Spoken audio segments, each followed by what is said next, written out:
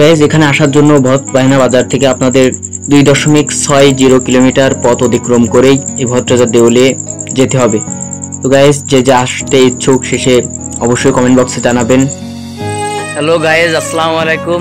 আমি আপনাদের সাথে আছি মিস্টার পি ক্যারিফ এবং আমার সাথে আছে আমার শ্রদ্ধেয় কাকু হুরায়রা বিশ্বাস। তো চলো গাইজ আমরা আজকে ভট্টরাজার দেউল ভিজিট করে আসি।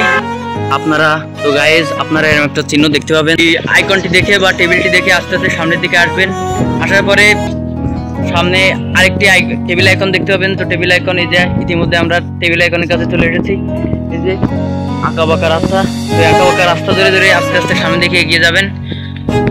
এটা হচ্ছে ভট্টরাজা দেউলের সীমানা। তো আস্তে আস্তে আমরা এই প্রায় সীমানার দিকে চলে এসেছি। আর ওই যে দেখতে পাচ্ছেন দূরে ভট্টরাজা দেউল।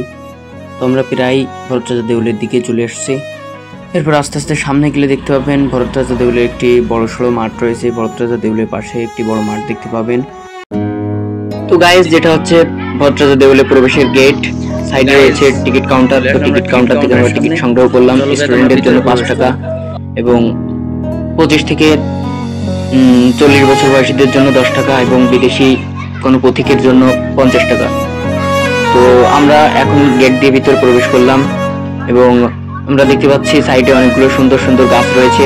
তো আমরা এই প্রাকৃতিক সৌন্দর্য উপভোগ করতে থাকি।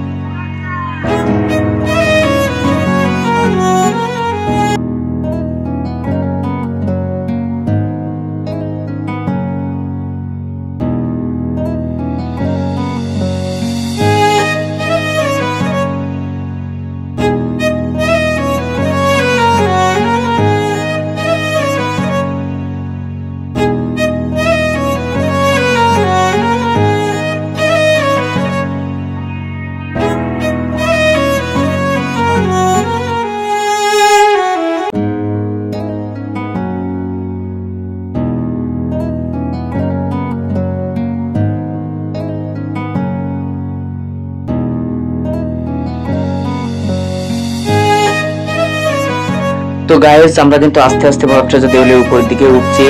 তো আমাদের সাথে আছেন আমার আঙ্কেল এবং আমি কিন্তু আস্তে আস্তে উপরের দিকে যাচ্ছি। এই যে আমরা এই ভট্টরাজা দেউলের যে সিঁড়ি আছে সেটা দিয়ে আস্তে আস্তে উপরের দিকে উঠলাম।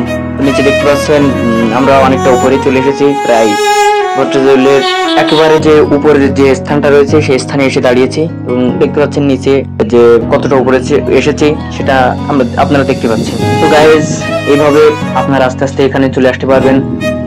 তারপরে আপনারা এই যে প্রাকৃতিক সৌন্দর্য সেটা উপভোগ করতে পারবেন। অনেক এখানে বৌদ্ধ ধর্মীয় অবলম্বী যারা ছিল তারা এখানে বাস করে গেছে এবং তাদের ঘর বাড়িটা, তো তারা এখানে দীর্ঘকাল ছিল। আর ওই যে দেখতে পাচ্ছেন ওটা হচ্ছে জাদুঘর, পিছনে জাদুঘরটা বন্ধ, যার কারণে এখন আমরা যেতে পারিনি। তো গাইজ এই ভট্টরাজার দেউলটা অনেকটাই পাহাড়ের মতো।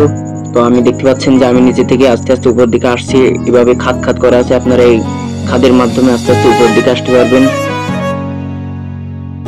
তো ভিউয়ার্স এটা হচ্ছে ভট্টরাজা দেউলের জাদুঘর।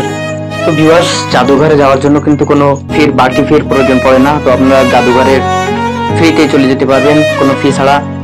এই ভট্টরাজা দেউলে আসার জন্য শুধুমাত্র টিকিটটা প্রযোজ্য, বাদ বাকি কোনো ফি লাগবে না, আপনাদের ব্যক্তিগত খরচ বাদে।